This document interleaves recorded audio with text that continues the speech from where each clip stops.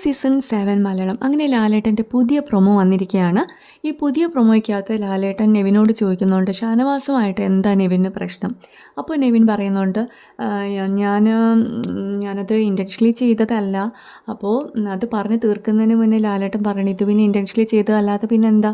അപ്പോൾ അനീഷ് പറയുന്നുണ്ട്, ഇത് എന്തോ ഒരു ബാധ കയറിയതുപോലെയാണ് നെവിൻ്റെ പെരുമാറ്റം.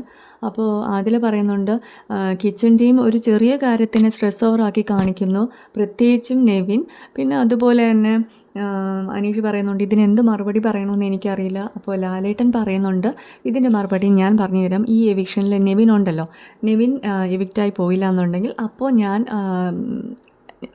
അപ്പോൾ അതിൻ്റെ മറുപടി പറയാമെന്നുള്ള രീതിക്ക് ലാലേട്ടൻ പറഞ്ഞ് വെക്കുകയാണ്. അപ്പോൾ പ്രൊമോ തീരുന്നു.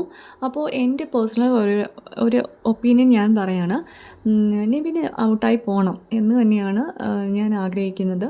കാരണം ഭയങ്കര ടോർച്ചറിങ് ആണ് അവിടെയുള്ള കണ്ടസ്റ്റൻസ്, മെയിൻലി അനുമോൾ. പിന്നെ ഇപ്പോൾ ഷാനവാസിൻ്റെ കേസിൽ അത് കയ്യാങ്കളിയിലോട്ട് വന്ന് നിൽക്കുകയാണ്.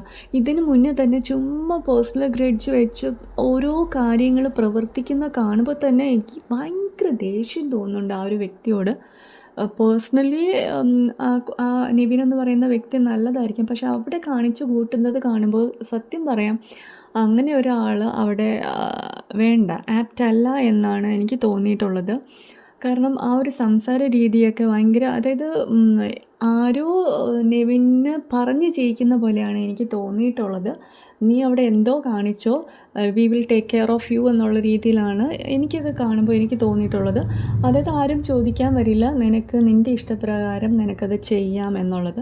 ഫുള്ളി പേഴ്സണൽ ഗ്രഡ്ജ്, അവിടെ എനിക്ക് പേഴ്സണൽ ഗ്രഡ്ജായിട്ട് തോന്നിയത് അനുമോളിനോട് മാത്രമാണ് ഈ നെവിൻ ഇങ്ങനെ സംസാരിക്കുന്നത്.